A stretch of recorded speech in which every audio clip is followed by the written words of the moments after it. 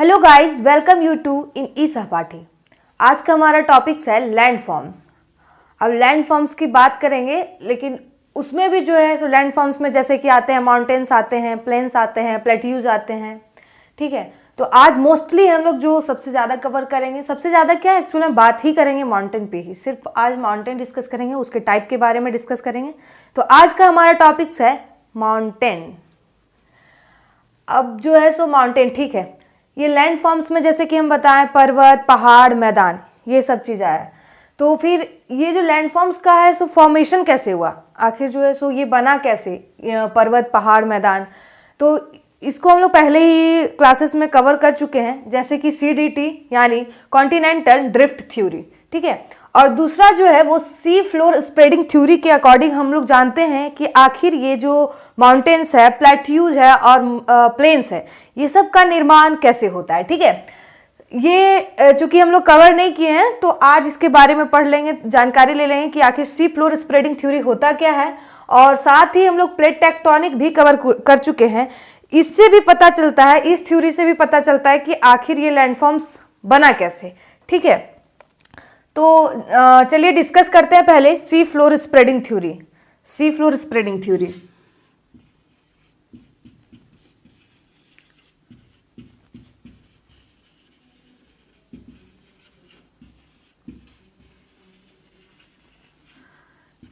इस फिगर के थ्रू हम डिस्क्राइब करेंगे इस सी फ्लोर स्प्रेडिंग थ्योरी को।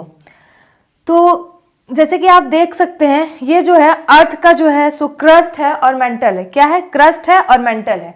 ठीक है, क्रस्ट और मेंटल यानी कि यहां से यहां तक जो है सो हम लोग बोल सकते हैं लिथोस्फीयर, यहां पे स्थैनोस्फीयर जो कि तैरता था। ठीक है,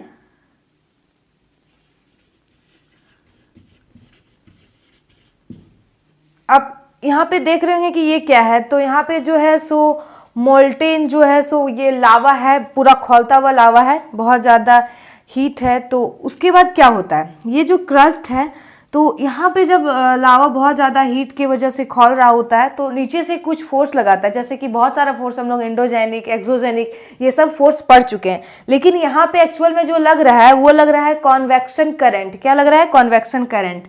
तो यहाँ पे ये है कॉन्वेक्शन करंट। कैसे होगा बता रहे हैं अभी जस्ट। कॉन्वेक्शन करंट ऐसे, इसमें भी कुछ एंडोजेनिक और एक्सोजेनिक फोर्स जो कि पहले डिस्क्राइब कर चुके हैं वो लग रहा होगा। ठीक है, तो यहाँ पे जैसे ये जो साइकिल है वो चलते रहेगा, इस वजह से इसको कन्वेक्शन करंट कहते हैं। जैसे ये ऊपर की तरफ फोर्स लगाएगा, बहुत ज़्यादा फोर्स लगाएगा, प्रेशर लगाएगा, तो यहाँ पे एक फॉल्ट जनरेट होगा। क्या होगा? फॉल्ट जनरेट होगा। और जब ये फॉल्ट जनरेट होता है, यही फॉल्ट वजह बनता है माउंटेन्स, प्लेट्यूज और जो प्लेन्स पड़ते हैं उसका वो बनने में हेल्प करता है। ठीक है, तो ये जो यहाँ पे लग रहा है कॉन्वेक्शन करंट बहुत ज़्यादा लगा रहा है, एक टाइम आएगा जब फॉल्ट क्रिएट हो जाएगा। ठीक है, डाइवर्जेंट बाउंड्री मतलब कि तनाव आएगा, एक दूसरे में दूर जाएगा ये प्लेट, तो एक दूसरे से जब दूर जाएगा तो जाहिर सी बात है जब दूर जाएगा तो इस फॉल्ट से कुछ लावा निकलेगा और फाइनली यहाँ पे मैग्मा का रूप लेके जो है सो जमाव करेगा। क्या करेगा? जमाव, और इस तरह से क्रिएट करेगा यहाँ पे माउंटेन्स, प्लेन्स और प्लेट्यू का। ठीक है, तो ये डाइवर्जेंट बाउंड्री को शो करता है जो कि पहले ही बढ़ चुके हैं प्लेट टेक्टोनिक में।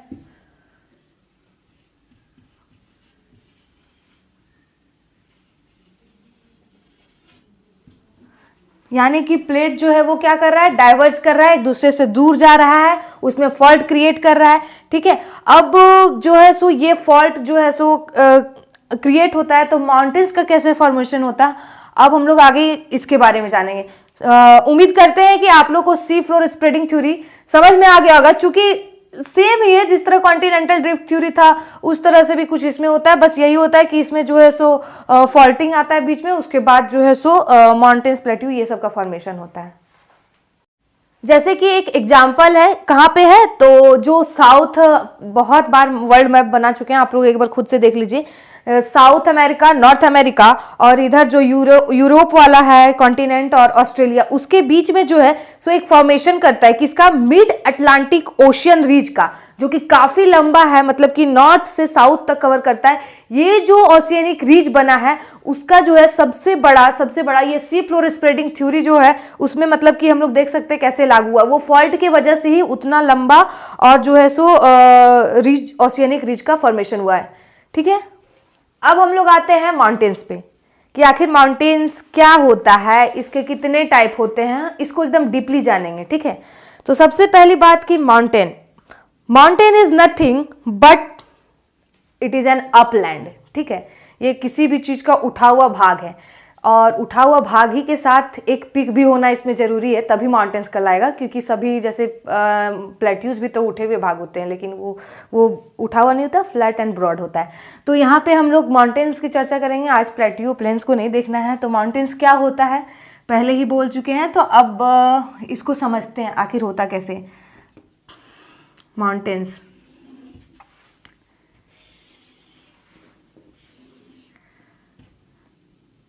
जो हम बात अभी समझाएं उसको फिगर के थ्रू बस दिखा रहे हैं और कुछ नहीं।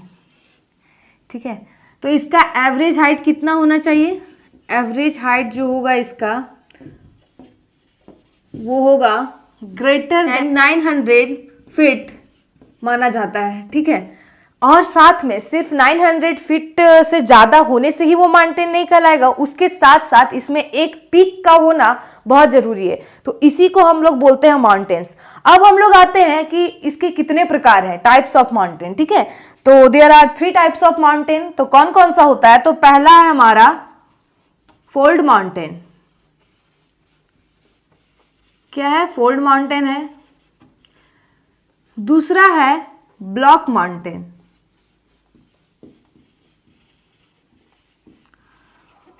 और जो हमारा तीसरा टाइप्स है वो है लावा माउंटेन।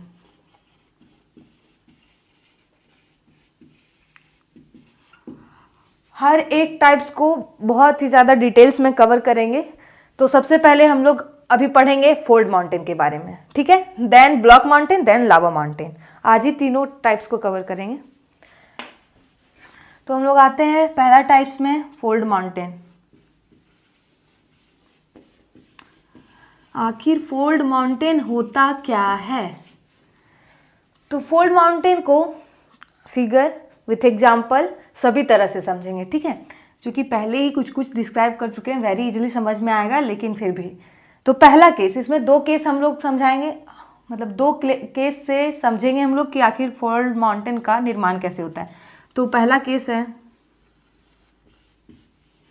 केस 1, 2 प्लेट है, मान लीजिए 2 प्लेट लिए। ठीक है, इसको P1 प्लेट माने, इसको P2 प्लेट माने। डेंसिटी इसका ρ1 लेते हैं और इसका डेंसिटी ρ2 लेते हैं। ठीक है, दोनों का डेंसिटी पहला केस में जो है सो इक्वल होगा, अलग नहीं होगा। ठीक है, दोनों बाउंड्री कन्वर्ज करेगा, एक दूसरे पे जो है सो बहुत ज़्यादा फोर्स लगाएगा। यहाँ पे कन्वर्जेंट बाउंड्री जो कि प्लेट टेक्टोनिक में हम लोग पढ़ चुके हैं, तो ये जो है सो ये एक दूसरे का क्लोज आएगा, बहुत ज़्यादा एक दूसरे को फोर्स लगाएगा, मतलब कि एक ही डायरेक्शन में, ऐसा नहीं कि अपोजिट, डाइवर्जेंट नहीं हो रहा, कन्वर्ज हो रहा है। तो जब आप ध्यान से देख सकते हैं कि डेंसिटी दोनों का बराबर है। ठीक है, P1 और P2 प्लेट है और सेम साइज का प्लेट है, और सेम साइज का रहे चाहे कुछ भी, लेकिन कन्वर्ज लगा रहा है। तो जब कोई भी प्लेट लगाएगा फोर्स एक दूसरे पर, तो ऐसे करके आएगा, कन्वर्ज करेगा, बहुत ज़्यादा फोर्स लगाएगा, प्रेशर लगाएगा, तो जाहिर सी बात है कि या फिर ऐसे उठेगा या फिर नीचे जाएगा। ठीक है, मतलब कि अपलैंड होगा या फिर डाउनलैंड का फॉर्मेशन करेगा। जैसे कि कहने का मतलब है कि एंटीक्लाइन या फिर सिंक्लाइन, मतलब एंटीक्लाइन जो उठा हुआ भाग होता है उसको एंटीक्लाइन कहते हैं, या फिर नीचे जो जाएगा सिंक्लाइन। तो एंटीक्लाइन का जब बनेगा तो उस वक्त फॉर्मेशन करेगा माउंटेन का। ठीक है, और जब सिंक्लाइन में जाएगा तो फॉर्मेशन करेगा रिफ्ट वैली का। तो इस केस में क्या होगा, इस केस में क्या होगा, दोनों हो सकता है, कुछ भी हो सकता है, या फिर नीचे जा सकता है या फिर ऊपर जा सकता है। जैसे आप यहां देख सकते हैं कैसे, कुछ इस तरह से। तो ये जो उठा हुआ भाग होगा ना, ये अपलैंड, ये ही माउंटेन बनेगा, ये फोल्ड माउंटेन बनेगा। और जो ये नीचे वाला सिंक्लाइन हुआ, और जो ये यहाँ पे नीचे बनेगा, ठीक है, सिंक्लाइन, इसको बोलते हैं हम लोग एंटीक्लाइन, जो ऊपर भाग उठा हुआ होता है, और इसको बोलते हैं सिंक्लाइन। ये फॉर्मेशन करता है, जो नीचे धंसा हुआ भाग है वो फॉर्मेशन करता है रिफ्ट वैली का। किसका करता है? रिफ्ट वैली का, ठीक है। ये रिफ्ट वैली जो नीचे जाएगा वो, और जो ऊपर जाएगा। तो ये पहला केस था कि जब कन्वर्ज करेगा दो प्लेट तो और डेंसिटी सेम होगा तो कैसे माउंटेन, फोल्ड माउंटेन का फॉर्मेशन होगा और कैसे रिफ्ट वैली का होगा। इसका दूसरा केस भी हम लोग जानते हैं कि आखिर फोल्ड माउंटेन और किस दूसरे तरीके से कैसे फॉर्मेशन होता है, ठीक है। तो दूसरा केस समझने के लिए आते हैं हम लोग दूसरा केस में, सेकेंड केस। सेकेंड केस क्या होगा? इस कंडीशन में इसमें भी दो प्लेट लेंगे हम लोग, ठीक है। इसमें भी हम लोग दो प्लेट लिए, एक प्लेट का नाम दिए P1, एक का दिए P2, लेकिन और इसका डेंसिटी भी ρ1 दिए, ρ2 दिए, लेकिन यहाँ पे डेंसिटी जो है ρ1 इज नॉट इक्वल टू ρ2 होगा। अब इस कंडीशन में कैसे फॉर्मेशन होगा इसको जानते हैं, ठीक है। तो इस कंडीशन में ये होता है कि जो हैवियर प्लेट होता है, जो ज़्यादा भारी होता है, डेंसर होता है, वो नीचे की ओर सबडक्ट कर जाता है, ठीक है। और जो लाइटर होता है वो ऊपर की ओर फ्लोट कर जाता है, और यही फ्लोट का वजह होता है कि फोल्ड माउंटेन का क्रिएशन होता है। तो कैसे होता है? नीचे दिखेगा नहीं, नहीं दिखेगा। हाँ, यहाँ तक नहीं बनेगा, इधर ही बनाते हैं, इधर बनाते हैं, ठीक है। तो कैसे बनेगा? जैसे मान लीजिए ये प्लेट है, ये दूसरा प्लेट है, ठीक है, ये दूसरा प्लेट है।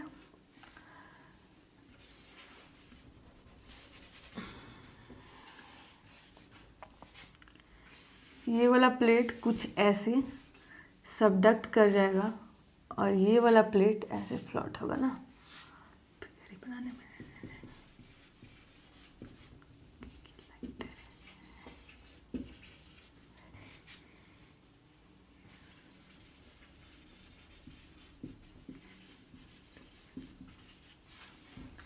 इसमें आप देख सकते हैं दो प्लेट है।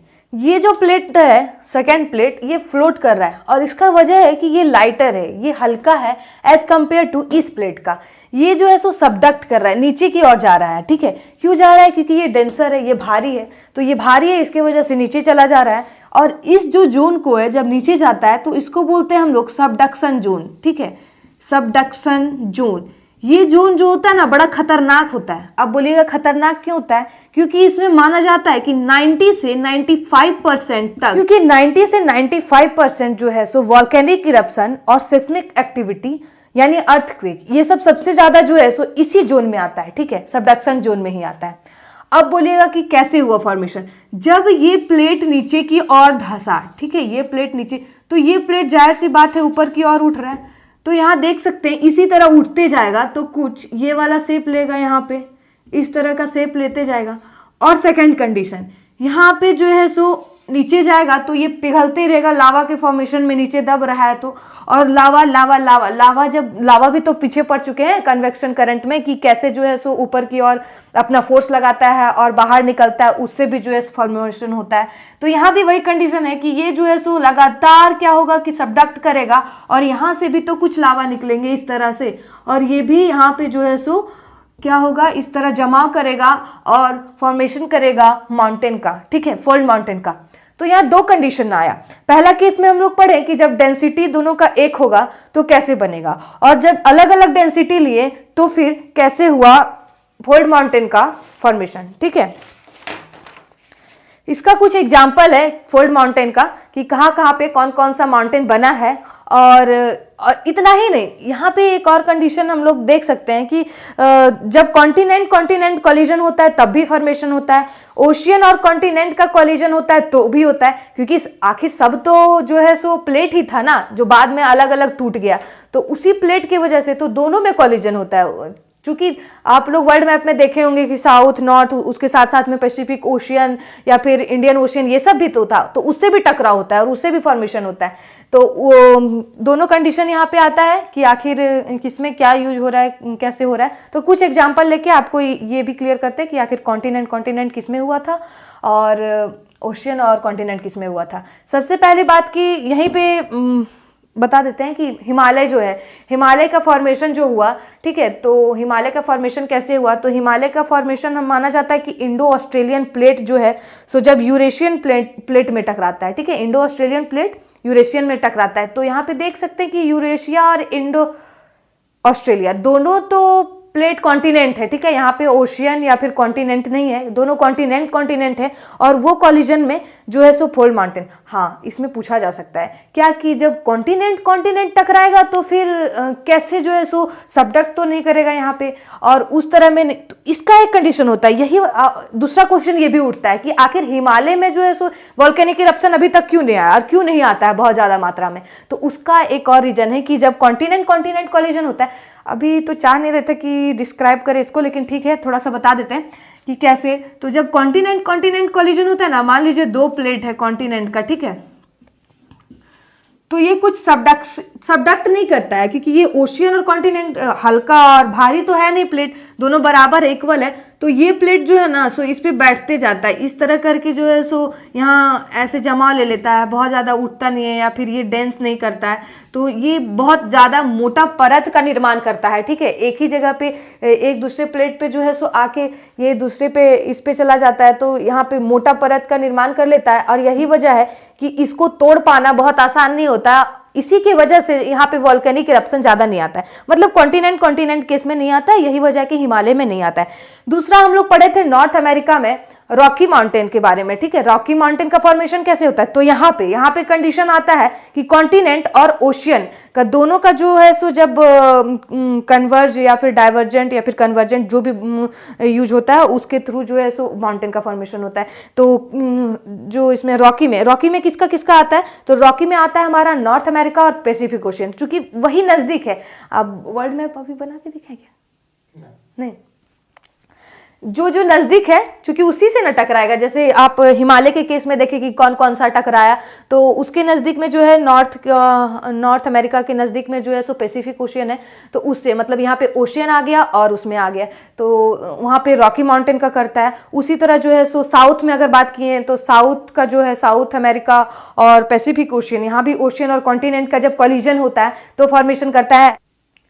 तो जब वहाँ पे टकराता है नीचे पैसिफिक ओशियन और साउथ, तो फिर वहाँ पे एंडीज का निर्माण करता है। और ये सब जो है सो बहुत ही फेमस माउंटेन है, जैसे कि हिमालय माना जाता है वर्ल्ड हाईएस्ट माउंटेन के नाम से जाना जाता है हिमालय, ठीक है। और उसके साथ साथ वर्ल्ड वाइडेस्ट अगर बोला जाए वाइडेस्ट माउंटेन कौन सा है, तो वो रॉकी माना जाता है। और एंडीज जो होता है वो वर्ल्ड लॉन्गेस्ट माउंटेन माना जाता है, ठीक है। तो सब ये तीनों का महत्व कुछ ज़्यादा ही है, तो यही तीनों एग्जाम्पल के रूप में आप लोग के सामने हम रिप्रेजेंट किए।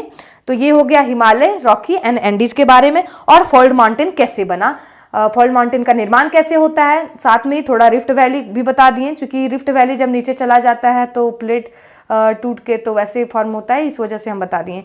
अब हम लोग now we will come into the topic of block mountains, जो कि सेकेंड टाइप्स है किसका, माउंटेन का, ठीक है। तो हम लोग अब ब्लॉक माउंटेन के बारे में पढ़ेंगे। उतना देर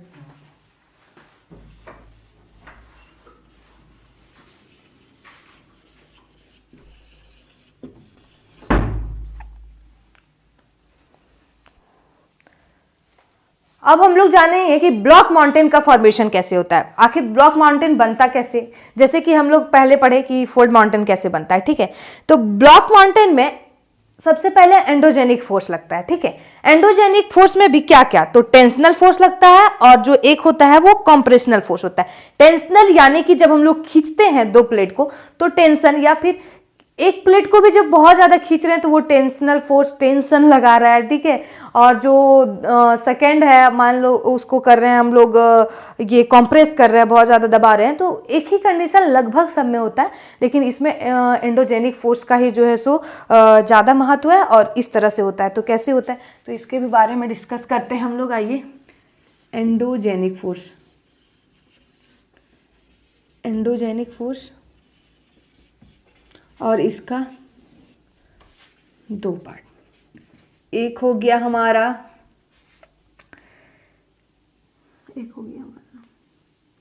टेंशनल और दूसरा हो गया कॉम्प्रेशनल।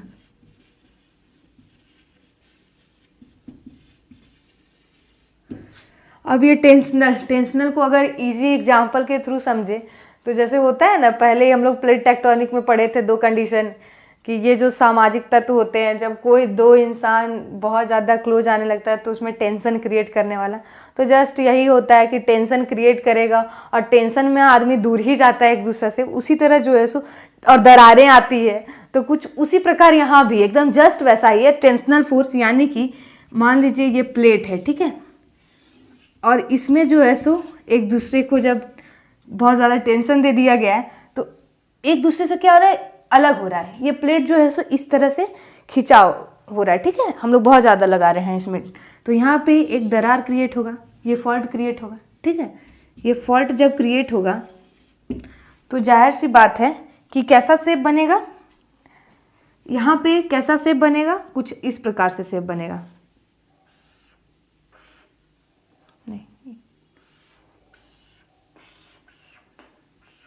कुछ ऐसा शेप लेगा, ठीक है, ऐसा शेप लेगा। यानी कि जो है सो ये जब टेंशन होगा तो बोले थे कि कुछ कुछ ऐसा होता है जो ऊपर की ओर जाता है, नीचे की ओर जाता है, तो यहाँ पे जो इसको बोला जाता है हैंगिंग वॉल, ठीक है, इसको बोलते हैं हम लोग हैंगिंग वॉल, और इसको बोलते हैं हम लोग बेस वॉल। इसको क्या बोलते हैं, बेस वॉल। जब हैंगिंग वॉल जो है सो नीचे की ओर आता है, ठीक है, नीचे की ओर जब हैंगिंग वॉल धंसता है तो यहाँ पे रिफ्ट वैली बनता है। क्या बनता है, रिफ्ट वैली। ये जो नीचे पार्ट गया धंसा, और जो ये उठा हुआ है ना, ये क्या बना, ब्लॉक माउंटेन बना, ठीक है। क्योंकि उसमें जो है सो ज़्यादा देखा जाए तो हम लोग वही कन्वेक्शन करंट का इस्तेमाल करके बना था फोल्ड माउंटेन, और ब्लॉक माउंटेन देख रहे हैं जो एंडोजेनिक फोर्स से किस तरह से फॉर्म कर रहा है, ठीक है। अब फर्स्ट केस में तो इसमें भी दो केस लिया गया है, जैसे कि मान लीजिए टेंशनल फोर्स से कैसे हुआ, तो ये नीचे की ओर जो है सो हैंगिंग वॉल गया तो रिफ्ट वैली यहाँ पे बना, और जब उठा हुआ भाग जो था वो ब्लॉक माउंटेन बना, इस तरह से। और सेकेंड केस अगर हम लोग देखें कॉम्प्रेशनल फोर्स में, तो कॉम्प्रेशनल फोर्स में क्या होगा कि इसमें भी जब कॉम्प्रेशन करेंगे तो भी तो फॉल्ट क्रिएट होगा। तो मान लीजिए कि ये एक प्लेट है, इसमें जो है सो कॉम्प्रेशन लगा रहे हैं, तो इसमें भी जो है सो क्या होता है कि फॉल्ट क्रिएट होता है, ठीक है। तो कैसे होगा, ये तो इधर, ये इधर, तो इस कंडीशन में भी देखा जाए ना तो फॉल्ट क्रिएट नहीं होगा, यहाँ भी इधर से भी लगेगा, सॉरी, और यहाँ भी लगेगा, ठीक है। तो इसमें खिंचाव हो रहा है जिसकी वजह से ये पार्ट क्या हुआ कि धंस गया, ठीक है, जबकि इसमें ये पार्ट धंस गया जब खिंचाव हो रहा था तो, और ये वाला पार्ट क्या होता है पहले उठ जाता है यहाँ पे, ठीक है, जब हम लोग कॉम्प्रेशनल लगाते हैं। और कुछ इस तरह के फिगर का यहाँ पे निर्माण करता है कॉम्प्रेशन में। कैसे करता है, तो इस तरह से करता है। यहाँ पे जो हैंगिंग वॉल है, ये जो हैंगिंग वॉल है वो ऊपर की ओर चला गया हैंगिंग वॉल, और बेस वॉल जो है सो कुछ नीचे की ओर हो गया। तो यहाँ जो है ये जो हुआ, ये पॉइंट, ये रिफ्ट का निर्माण किया, और जो उठा हुआ भाग है यहाँ पे ब्लॉक माउंटेन का किया, ठीक है। मतलब इस कंडीशन में ऊपर उठ जाता है, और जो जब हम लोग कॉम्प्रेशनल फोर्स लगाते हैं तब ऊपर की ओर उठता है, और जब हम लोग टेंशनल फोर्स लगाते हैं तो नीचे की ओर धंसता है। लेकिन दोनों में जो है सो ब्लॉक माउंटेन और रिफ्ट वैली का निर्माण करता है। तो ये हमारा था क्या, ब्लॉक माउंटेन के बारे में। अब हम लोग जो नहीं, इसका एग्जाम्पल कुछ देख लेते हैं कि आखिर ब्लॉक माउंटेन में कौन कौन सा एग्जाम्पल आ सकता है, ठीक है। तो ब्लॉक माउंटेन का जो है सो कुछ एग्जाम्पल है, जैसे सेरा नवादा माउंटेन जो है यूएसए में पाया गया, वर्ल्ड लार्जेस्ट माउंटेन माना जाता है ब्लॉक माउंटेन के नाम से। वो सेरा नवादा माउंटेन है, कहाँ पे है, यूएसए में है। और दूसरा है विंध्यन जो कि इंडिया में ही है, कहाँ है, मध्य प्रदेश में है विंध्यन, ठीक है। वोल्स जो कि फ्रांस में है, ठीक है। और ब्लैक फॉरेस्ट जो कि जर्मनी में। और लास्ट जो है वो है माउंट रुआंजारी जो कि अफ्रीका में है, ठीक है। इसको माउंट ऑफ मून के नाम से भी जाना जाता है। अब ये एक ब्लैक फॉरेस्ट के नाम से आया, ठीक है। तो लोग ब्लैक फॉरेस्ट जब लिखने आता है तो अक्सर लोग काला जंगल ऐसे वैसे कुछ ऐसा करके ही डिस्क्राइब करेंगे, लेकिन ब्लैक फॉरेस्ट एक्चुअल में एक माउंटेन है जो कि कौन सा माउंटेन है, ब्लॉक माउंटेन है, और कहाँ पे है तो जर्मनी में है। ये सब एग्जाम्पल लगभग एग्जाम में पूछे जाते हैं, पीसीएस एग्जाम में, सभी एग्जाम में आते हैं, तो ये सबको ध्यान में रखना है। ये हमारा कुछ एग्जाम्पल था ब्लॉक माउंटेन का। अब हम लोग जो है सो और भी माउंटेन तो बता दिए, कुछ रिफ्ट वैली भी, जैसे कि राइन वैली है जो कि जर्मनी में है, ठीक है, जर्मनी में। और जैसे हमारे यहाँ पे गंगा को बहुत पवित्र नदी माना जाता है, वैसे वहाँ की गंगा को ही बोला जाता है, राइन वैली को गंगा कहा जाता है, ठीक है, जो कि जर्मनी में। दूसरा है ईस्ट अफ्रीकन रिफ्ट वैली जो कि वर्ल्ड लार्जेस्ट है, ठीक है, जो कि अफ्रीकन कॉन्टिनेंट में है। कहाँ है? अफ्रीकन कॉन्टिनेंट में है, और ईस्ट अफ्रीकन नाम है उसका। और इंडिया में देखें तो नर्मदा और तापी, ठीक है, ये 2 रिफ्ट वैली है। कहाँ पे है? इंडिया में, ठीक है, जो कि विंध्यन पर्वत राजस्थान के पास है, वहीं पे ये स्थित है नर्मदा और तापी। ये इसको बोला भी जाता है कि ये वेस्ट फॉलोइंग रिवर मात्र 2 है होता है इंडिया में। इस पर काफ़ी ज़्यादा क्वेश्चन, और वहाँ पे कौन सा है, तो यही रिफ्ट वैली दोनों होता है, नर्मदा और तापी के बीच में क्रिएट होता है। तो ये पढ़ लिए हम लोग ब्लॉक माउंटेन, उसका एग्जाम्पल, कुछ रिफ्ट वैली भी जान लिए, ठीक है। अब हम लोग आते हैं लावा माउंटेन में, ठीक है, कि लावा माउंटेन का फॉर्मेशन कैसे होता है।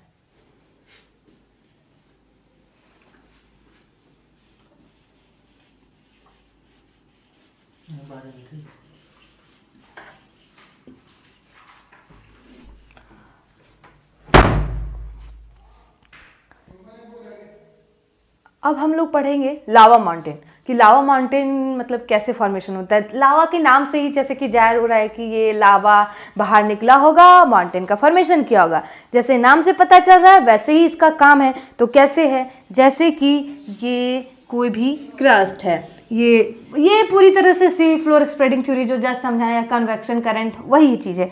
यहाँ पे जो है सो बहुत सारा लावा है, खोलता हुआ लावा है, ठीक है, खोलता हुआ लावा है, इसमें कन्वेक्शन करंट ही लगेगा, ऐसे करके ऊपर की तरफ फोर्स लगा रहा है। ये बार बार जो है सो इधर रोटेट हो रहा है, एक ही प्रक्रिया हो रही है, ठीक है, हो रही है। और उसके बाद क्या होगा कि यहाँ पे क्या क्रिएट करेगा, बहुत ज़्यादा फोर्स लगाएगा तो फॉल्ट क्रिएट करेगा, जैसे कि हम लोग पहले ही बात कर चुके हैं, ठीक है। तो एक कैसे अब जाता है तो तुरंत जो है सो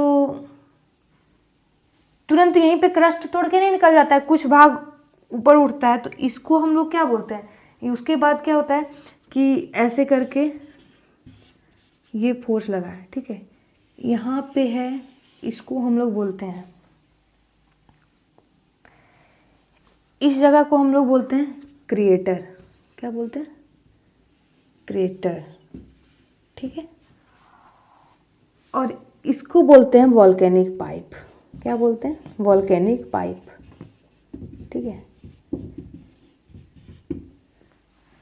और ये जब क्रिएटर, तो यहाँ क्रिएटर लेक भी फॉर्मेशन होता है, ठीक है, क्रिएटर लेक्स का भी फॉर्मेशन होता है। कैसे होता है सो बताते हैं कैसे होता है क्रिएटर लेक। जब ये लावा निकलता है, ठीक है, जाहिर सी बात है इस वॉल्केनिक पाइप से जो है सो ये लावा निकला, ठीक है। अब यहाँ पे इसका जमा होगा, ऐसे करके कुछ जमा होगा, ठीक है। आप देख सकते हैं कि ये पर्वत ही लग रहा है, कि पर्वत जो है सो माउंटेन का ही फॉर्मेशन किया। कुछ समय बाद जब ठंडा हो जाएगा तो यहाँ पे जो ये होल बना तो इसमें पानी जमा हो जाएगा, ठीक है। और उसी जो है सो वही पानी जमा हो जाता है, उसी को हम लोग बोलते हैं क्रेटर लेक। बाद में जब लावा मैग्मा के रूप में ठंडा हो गया, पर्वत बन गया, यहाँ पे कुछ गड्ढा जैसा बन जाता है, तो जो बहुत बड़ा साइज हो जाता है उसको जो है सो बोलते हैं कॉलेड्रा लेक, और इसको बोलते हैं हम लोग क्या, इसको बोलते हैं हम लोग क्रेटर लेक, ठीक है। जब बिग हो जाता है, ये बड़ा हो जाता है क्रिएटर, तो वो कॉलेड्रा में चेंज हो जाता है। तो आप देख सकते हैं कि ये यही कॉन्वेक्शन करंट की वजह से जो है सो लावा बाहर निकला, ठंडा हुआ, तो पर्वत का निर्माण किया, ठीक है। अब हम लोग इसका कुछ एग्जाम्पल, जैसे कि बोला जाता है माउंट किलिमंजारो, ठीक है, जो कि तंजानिया में है। सबसे फेमस तीन नाम है, क्या क्या है? एक है माउंट किलिमंजारो जो कि तंजानिया में है, माउंट किलिमंजारो कहाँ पे है? तंजानिया में, ठीक है, माउंट किलिमंजारो। दूसरा है माउंट केनिया जो कि केनिया में ही है, ये सभी जितने भी माउंटेन का नेम मैं एग्जांपल बता रही हूँ वो बना है वॉल्केनिक इरप्शन भी बोल सकते हैं, लेकिन लावा माउंटेन से ही, लावा माउंटेन के नाम से जाना जाता है। माउंट केनिया नाम से ही, केनिया जगह का नाम है तो केनिया में ही ये है, ठीक है। और तीसरा हमारा है माउंट पोपा, ठीक है, ये है म्यांमार में। कहाँ है? माउंट पोपा जो है वो है म्यांमार में,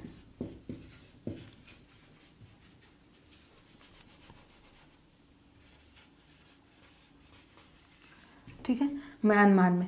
तो mount Kilimanjaro, mount Kenya, mount पोपा, ये तीनों लावा माउंटेन के नाम से जाना जाता है, ठीक है। लावा माउंटेन की वजह से ही इसका फॉर्मेशन हुआ। जैसे हम लोग ब्लॉक माउंटेन पढ़े, जैसे हम लोग फोल्ड माउंटेन पढ़े, वैसे लावा माउंटेन से कौन कौन सा, और हर एक का एग्जाम्पल भी कुछ कुछ बताए हैं जो कि इम्पॉर्टेंट ही है, और तो उसको ध्यान में ज़रूर रखिएगा। जैसे अब उसका टाइप्स कैसे था, उसका केसेस बताएं, तो इसमें भी जो है सो टाइप्स ऑफ लावा कि आखिर इसका भी होता है। तो कितना, 2 टाइप होता है, एक एसिडिक लावा होता है और दूसरा बेसिक लावा होता है, ठीक है। तो आखिर और अक्सर जो है सो हर एक कॉम्पिटिटिव एग्जाम में लगभग जो है सो इसके बारे में डिफरेंस पूछा जाता है, या फिर इसके बारे में तो हम लोग थोड़ा सा पढ़ लेते हैं एसिडिक लावा और बेसिक लावा के बारे में, ठीक है। तो हम लोग लावा माउंटेन के टाइप्स के बारे में भी जान लेते हैं, ठीक है, कि आखिर इसका कितना टाइप होता है और क्या क्या होता है। तो ये जो है सो एसिडिक लावा और दूसरा होता है बेसिक लावा, ठीक है। तो एसिडिक लावा में माना जाता है कि जो सिलिका कंटेंट होता है वो ज़्यादा होता है। अब सिलिका, यहाँ सिलिका का मतलब बालू, बालुआ ही वाला जो पार्ट होता है वो ज़्यादा कंटेंट होता है एसिडिक लावा में, और बेसिक लावा में यही लो होता है, कम होता है, ठीक है। इसको और फेल्सिक लावा बोला जाता है एसिडिक लावा को, और दूसरे को मैफिक लावा बोला जाता है। यहाँ फेल्सिक लावा का मतलब ये जो Fe डिनोट कर रहा है वो फेल्ड्सपर, और ये Si सिलिका, और यहाँ पे Ma मैग्नीशियम और Fi फेरस, ठीक है। तो ये जो है सो इसको बोला जाता है वही मैफिक लावा, और इसको बोला जाता है फेल्सिक लावा, ठीक है, याद करने के लिए। ये जो होता है एसिडिक लावा वो लाइट इन कलर होता है। कौन सा कलर होता है? इसका कलर लाइट होता है, ठीक है, इसका कलर लाइट होता है, और बेसिक लावा का कलर डार्क होता है, ठीक है। ये जो होता है एसिडिक लावा वो लेस इरोसिव होता है। अब लेस इरोसिव का मतलब इसका जो कटाव होता है एसिडिक का वो कम होता है as compare to basic lava, ठीक है। ये लेस इरोसिव होता है, लेस इरोसिव, एंड ये हाई इरोसिव होता है, ठीक है। ये इरोजन का बात हो गया। और साथ साथ में ये मोर विस्कस होता है, और ये फ्लूइडिक होता है। ये मोर विस्कस होता है, मोर विस्कस मतलब ज़्यादा गाढ़ा होता है। ये जो होता है हमारा एसिडिक होता है, ज़्यादा गाढ़ा होता है, और ये फ्लूइड के फॉर्म में होता है, फ्लूइडिक में होता है, फ्लूइड के फॉर्म में होता है। कौन? बेसिक लावा, ठीक है। लास्ट पॉइंट इसका बचा, मोर एक्सप्लोसिव होता है। एक्सप्लोसिव मतलब ये जो मतलब ये क्या कह सकते हैं, विस्फोट ये जो करेगा, ठीक है, वो आवाज़ साउंड इसका ज़्यादा होगा। किसका? इसका। तो ये एसिडिक का, तो ये मोर एक्सप्लोजिव होगा, और बेसिक होगा वो लेस एक्सप्लोजिव होगा। जब ये बाहर की ओर निकलेगा तो उतना साउंड नहीं प्रोड्यूस करेगा जितना एसिडिक लावा करेगा। एसिडिक लावा ज़्यादा आवाज़ करेगा जब वो विस्फोट करेगा, जब वो बाहर की ओर निकलेगा तो और माउंटेन का, फिर लावा माउंटेन का फॉर्मेशन करेगा, जबकि बेसिक रहेगा वो कम करेगा, ठीक है। तो ये इसका टाइप था। अक्सर हर एक कॉम्पिटिटिव में पहले ही बोल चुके हैं कि एग्जाम में पूछा जाता है, तो इसको अच्छे से ध्यान में रखें आप लोग, यही उम्मीद करते हैं। तो अब इससे रिलेटेड थोड़ा सा एक फैक्ट और है जो कि हम अभी जस्ट डिस्कस कर लेते हैं। वो ये है कि इसी मैग्नीशियम और फेरस से रिलेटेड है, ठीक है, मैग्नीशियम और फेरस से है। तो आखिर क्या है, जैसे कि